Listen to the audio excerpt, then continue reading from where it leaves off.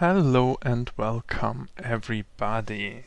We will now continue with the next video in our Daggerfall series. For this, we will start with the character creation. Okay, so let's jump right in. After hitting play, we get greeted by this intro sequence.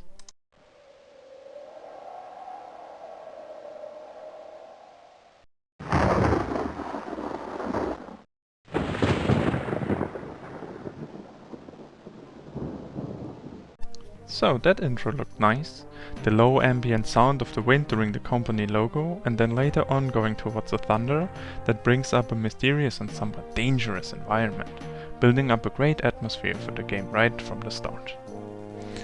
Then the logo of Daggerfall appears in red script in the dark background.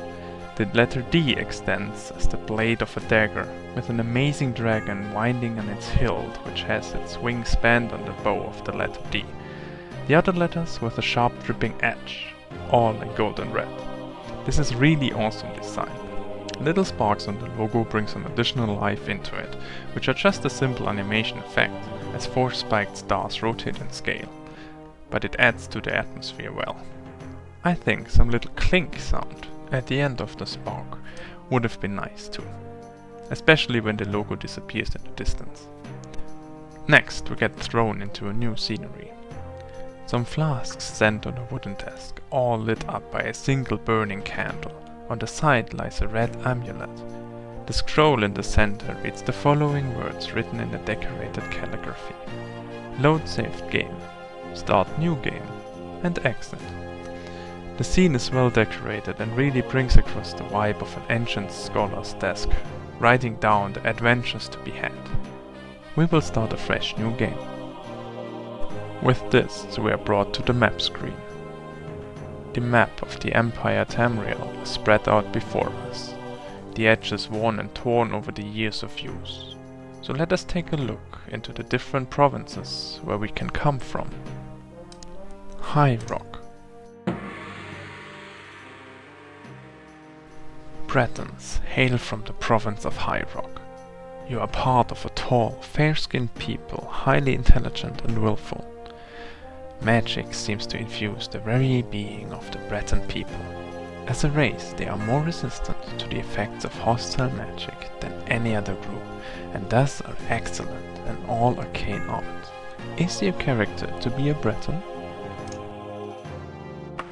Hammerfell. Red Guards hail from the province of Hammerfell.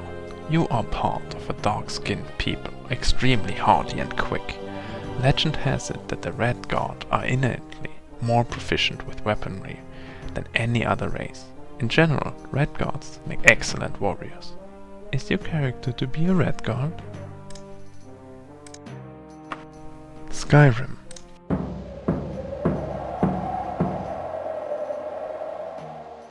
Nords hail from the province of Skyrim. You are part of a tall and fair-skinned people, strong, willful and hardy. Owing to the climate of Skyrim, Nords are resistant to the coldest of temperatures and take little damage even from ice-based magical attacks. Nords are historically well suited to all the arts of the warrior. Is your character to be a Nord? Morrowind. Dark elves hail from the province of Morrowind. You are part of a tall, dark-skinned people known to be extremely strong, intelligent and quick. They are extremely versatile in all manners of skill and well known as warriors and mages. Is your character to be a dark elf? Black Marsh. Argonians hail from the province of Black Marsh. You are part of a highly evolved race of reptiles, known for their intelligence, agility and speed. Because of their reptilian nature, Argonians do not tire easily when swimming. While many Argonians have successfully mastered the arts of thievery and spellcasting, there are some regarded well as warriors. Is your character to be an Argonian? Elsweyr. Khajiit hail from the province of Elsweyr. You are part of a tawny-skinned people, extremely hardy, intelligent and agile.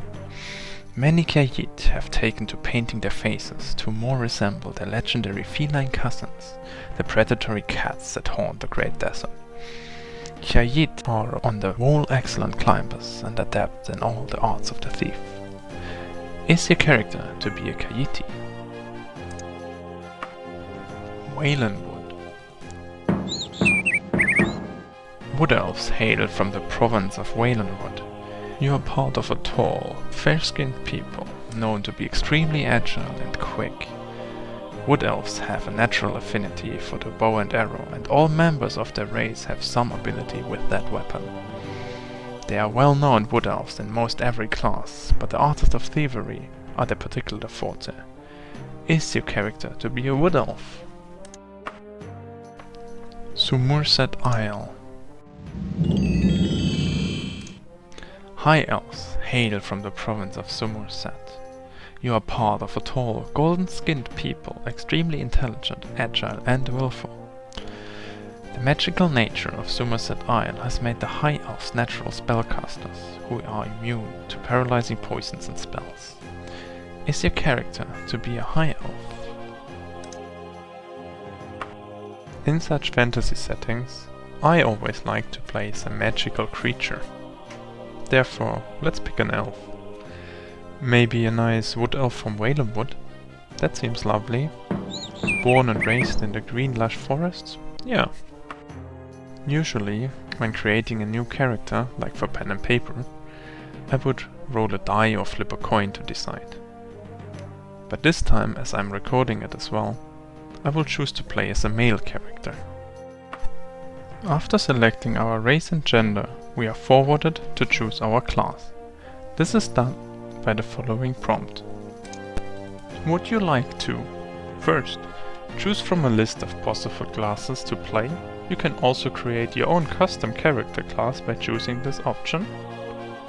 Or secondly, generate your character's class by answering 10 questions to determine the class most compatible to you. I'm intrigued about the questions, to be honest, so let's try that option first and see what the result will be. And then we can still decide to come back and create our own class, which sounds very interesting as well. The background changes into a new scenery. We see a dark forest with some trees, some of which look cark and dead without needles, while some are still green. In that scene we can see a tower with a single brightly lit room on the upper floor. In the lower half of the screen expands a scroll with our first question. Question 1. You are told that a young man has been caught by the village guards and accused of murder. Apparently his brother was killed by a group of 4 ruffians in a local tavern, and in his grief the young man tracked each of them down and murdered them. Upon reflection, you believe that A. The young man acted honorably in avenging his brother's death. The village lord should let him go free. B. Even as you sympathize with the young man, vigilant law cannot be tolerated if there is to be peace. Or C. The young man's only mistake was getting caught while exacting vengeance. For that, he now must accept whatever fate has in store for him. Oof, murdering someone, that's horrible. And it wasn't even in self-defense, but he was actively searching for them to kill them. And that action should have consequences, as stated by the laws, therefore I will choose B. Question 2. One night, walking home, you are attacked by a young man you know from class. You defend yourself ably and knock him unconscious. While he is out, you A. Tie him up, intending to interrogate him later, when he wakes up. You want to know why he attacked you. You can then turn him into the arms master at your leisure. B. Slit his throat. You know him from class, and think he would have done the same had your positions been reversed. Or C. Leave him with a visible scar. The knowledge of his defeat at your hands and the visible reminder punishment enough for one who has resorted to such dishonorable tactics. Okay, so that classmate is something. Randomly attacking people? I think we should ask him what's his problem. So let's time up and get to the bottom of this. Question 3.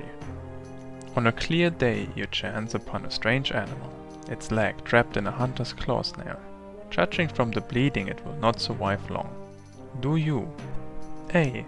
Draw your dagger, mercifully ending its life with a single thrust. B. Do not interfere in the natural evolution of events, but rather take the opportunity to learn more about a strange animal that you have never seen before. Or C.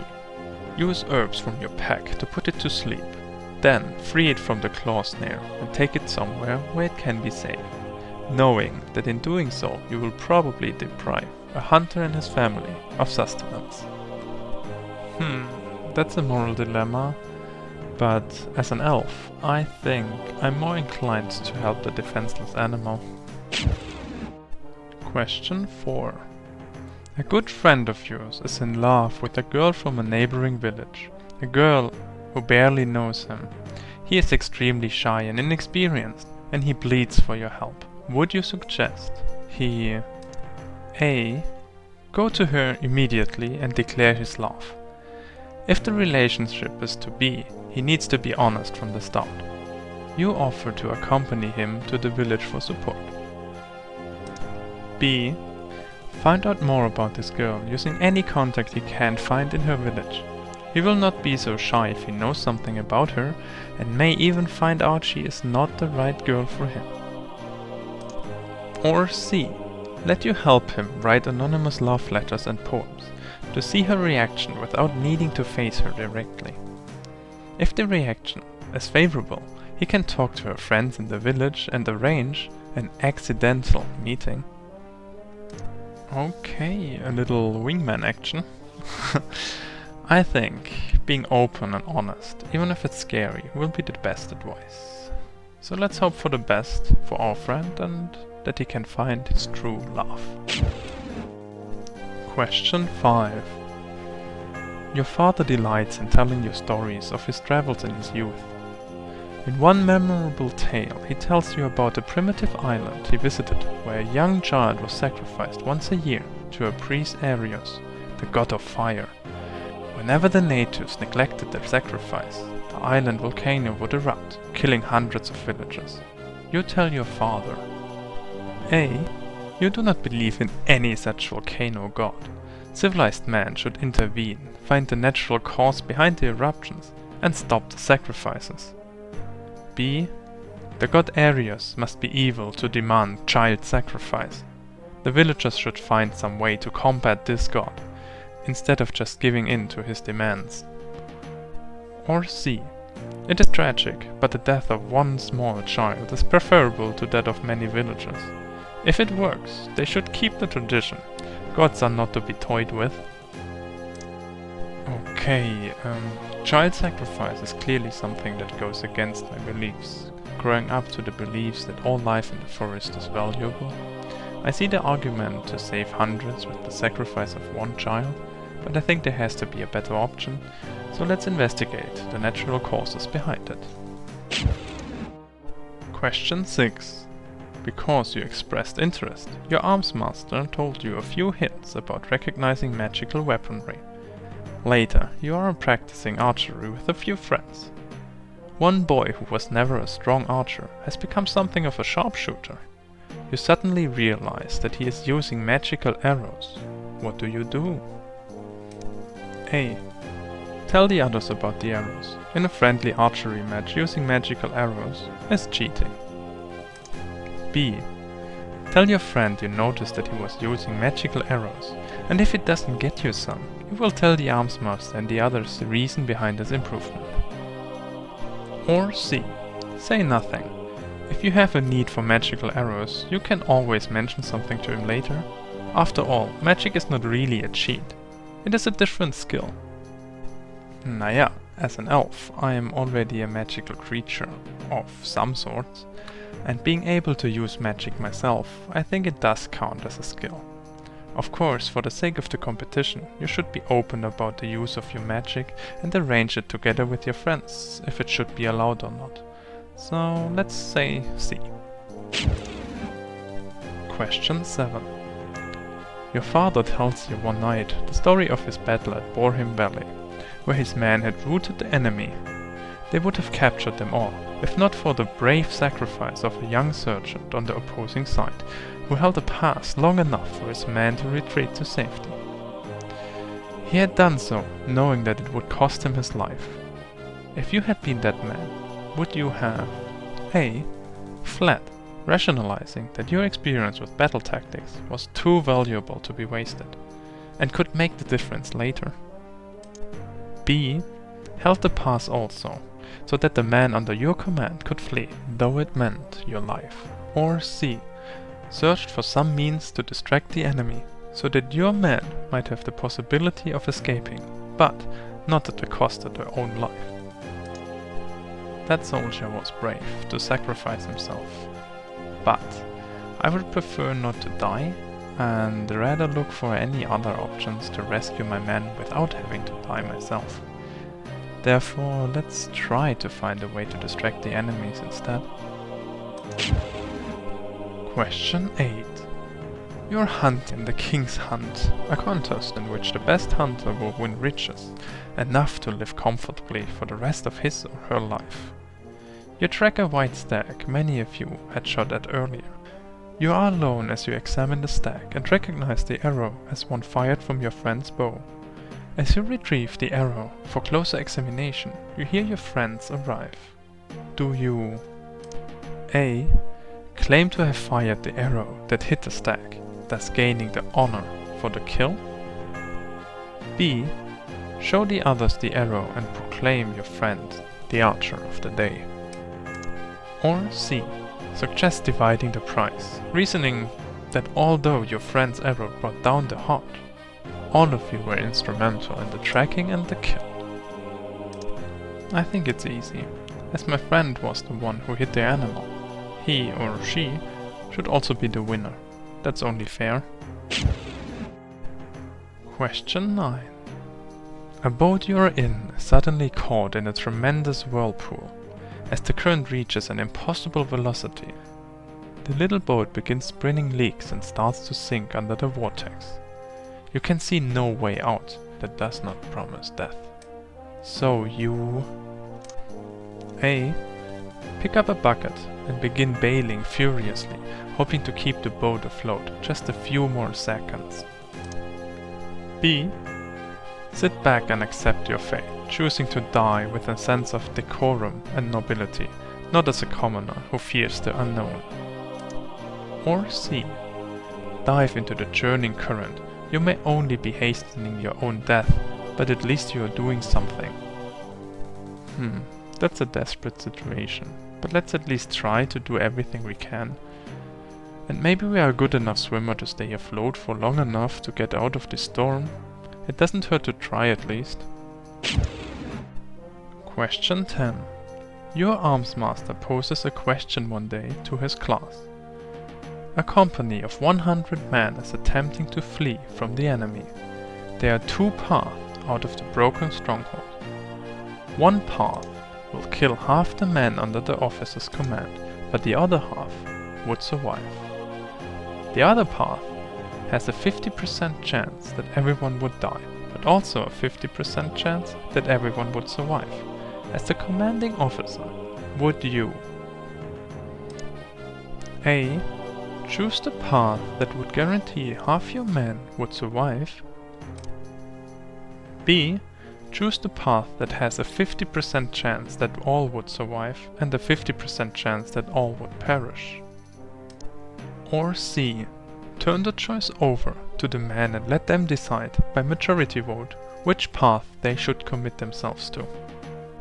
I think it would only be fair if everyone could have a say in this matter.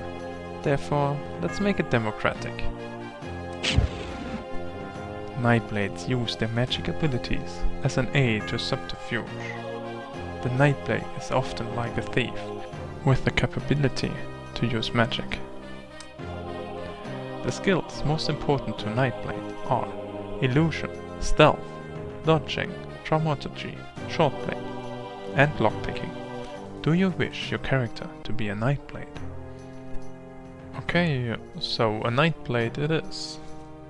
I do like the idea of a mix of using magic and physical abilities, but I'm not a fan of being a thief. I want it more to be a nice, friendly and probably overly naive adventurer, and not really stealing from anyone, but that can be done via roleplay. I was thinking about going back and creating my own custom class, but I think I will leave that for another video. Maybe some sort of one-off that can show off these other options. But let's stick with the Nightblade for now, if the game is really already telling us we are fitting for that. Okay, before we continue, let's have another little side note, since we went over all questions and got chosen for our class. I like these questions, being confronted with general scenarios and dilemmas to then decide for your character what they would do in this case. That's great fun, even if some of these scenarios are quite brutal. It is a really nice way of tipping the player over to think as the character and start to roleplay. While I also like that these questions weren't always clear what they would result in from a standpoint of selecting a class, I would have liked the option to later on adapt these selections a little bit, instead of just being able to either take the option or start over. In my case, for example, I would have removed the thievery from the main features and instead took something different, but that's okay. And we'll play along with this class we got assigned to. After the class selection, we once more get to a new prompt. This time it's about the character's background. Would you like to fast start by automatically generating your character's background? You will be able to adjust starting attributes and skill within the character sheet, or choose your character's career path by answering 12 important career decisions that will influence your character background. As we already used the questions to determine our class, let's do the same for the background as well. This time, the questions are presented in a table format. The question is stated at the headline, while the different possibilities are each set in a cell of the table. So, let's get started with our character background. What thieving skill have you been studying the longest? Dodging, stealth, backstabbing, lockpicking, pickpocketing, climbing, critical striking, running or jumping. As mentioned before, I'm not a fan of thievery for our character, so let's pick a more generally useful skill. When being born in the forest, climbing could be useful, but I think the most important one is running.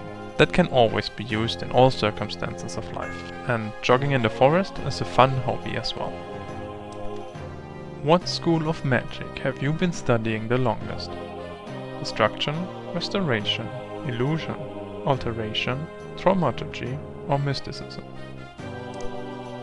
As much as I love spells like Fireball, which probably are under destruction, I want to play as a more peaceful elf, so let's pick restoration instead, in the hopes that it will help us heal people in need.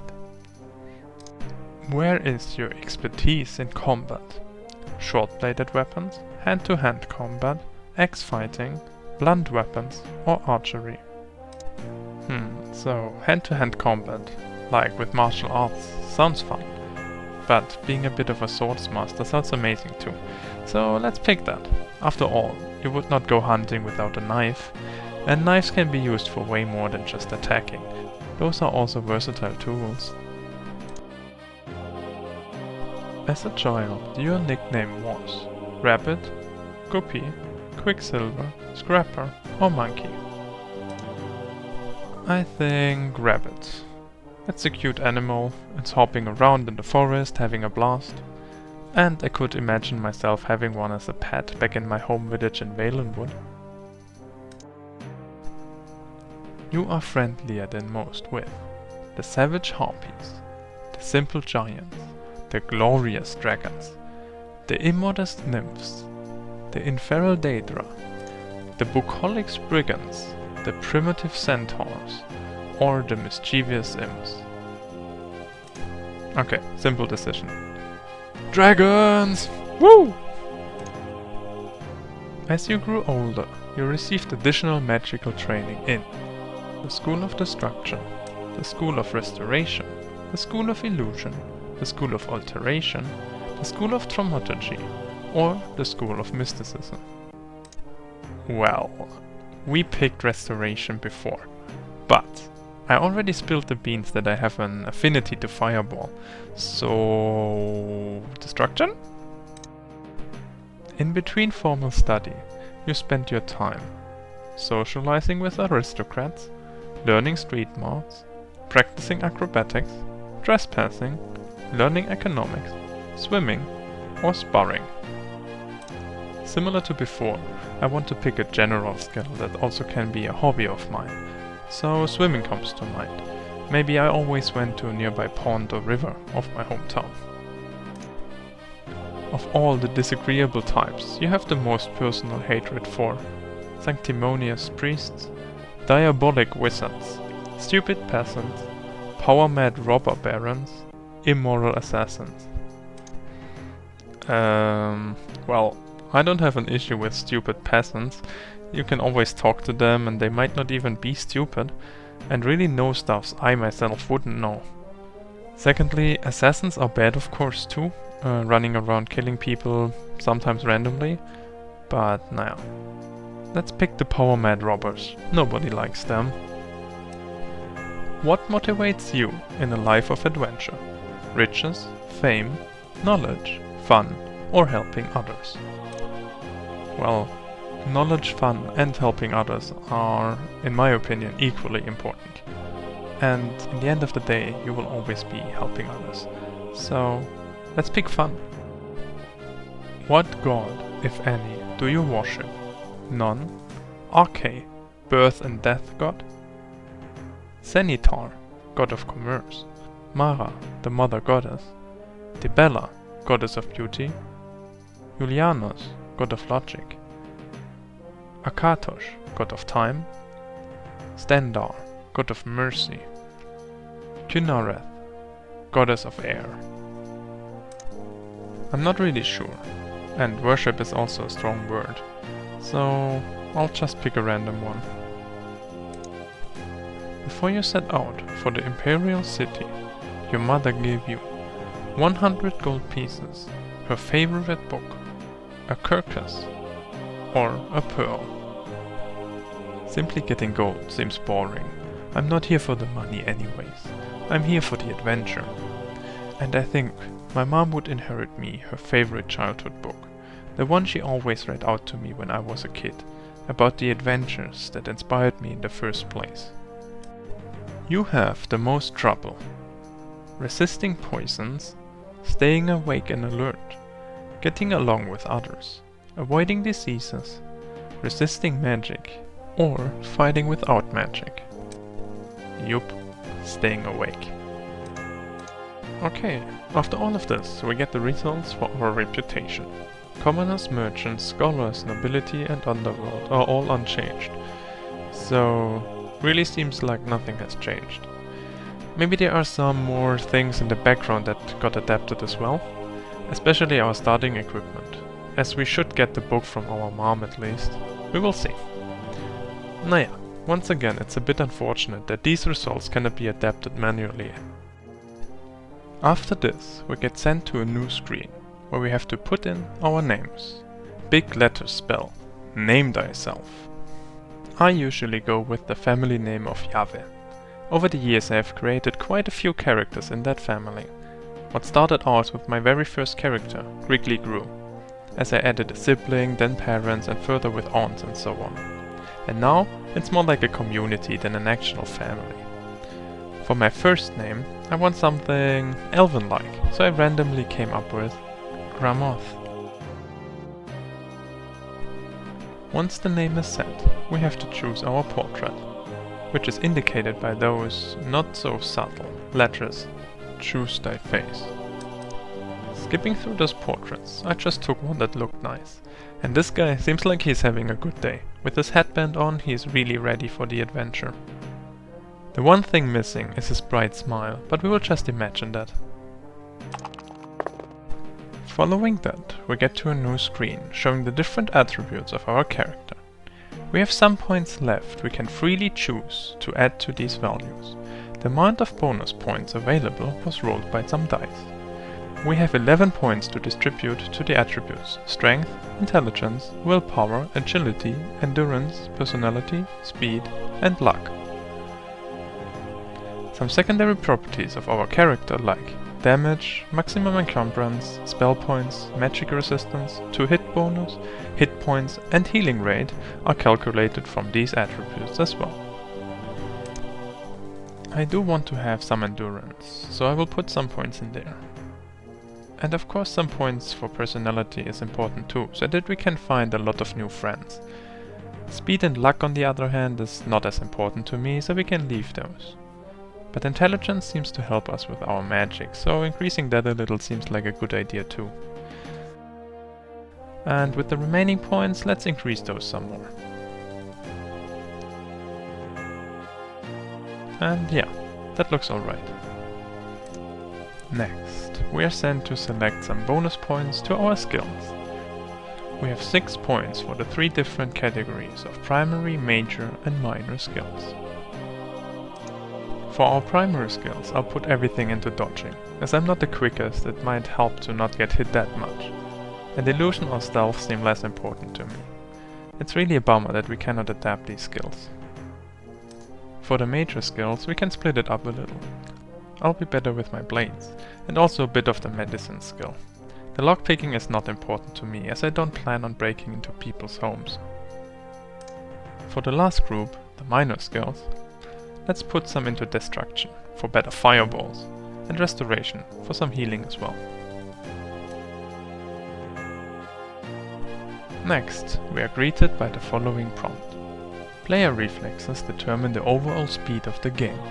If you pick very high reflexes, the monsters will move and attack quickly, forcing you to be quick with the controls. Very low reflexes means the monsters will move and attack slowly, allowing you to adopt a more cautious, thoughtful playstyle.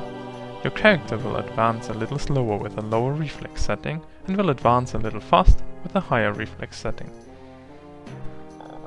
So, as the player, I do not have very quick reflexes, so I think I should reduce it just a little. Okay, and with that, we are done.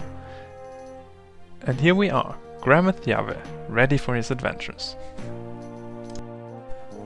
Before we can finish up our journey of character creation, we have to take one last side note. One thing I noticed while refining the character was that in-game the different attributes and their effects are not well communicated to the player. It only shows their 3-letter short form and nothing more. The only option is to look up in the manual what each does, which is a setback to the otherwise nice experience. As this video is already getting a bit long, I think we should make a cut here and continue, or really finally get started with our adventure in the next episode. Thank you everyone so very much for watching. I hope you enjoyed the character creation and some notes for my part. Let's look forward to when we will finally dive into the real adventures of Daggerfall. Take care and see you next time. Bye!